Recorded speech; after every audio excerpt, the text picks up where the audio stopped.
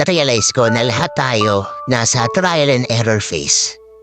Hindi natin alam kung tama ba yung ginagawa natin o kung meron ba tayong mapapala sa mga desisyong nagawa natin. Yung realization na lahat tayo merong pinagdaraanan, na lahat tayo first time dito sa mga bagay na to, doon natin marirealize na lahat tayo pantay-pantay. Kaya mahirap rin na i-compare yung sarili natin sa iba kasi mali mo yung chapter 1 mo, chapter 10 na pala niya.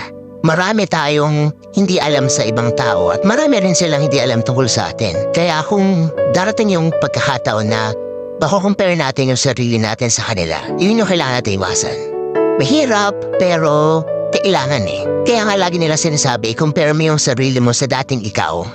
Kasi dun mo makikita kung nag-improve ka ba, kung meron ba nangyari na maganda sa buhay mo, yung realization na lahat tayo may pinagdaraanan. Doon tayo nagiging pantay-pantay. Lahat tayo may hinaharap. Kaya huwag mo i-pressure yung sarili mo sa nangyari sa ibang tao.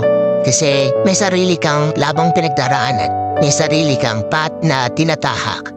At meron kang patutunguhan na ikaw lang talaga yung kailangan magdesisyon para puntahan yon, para makamit yon.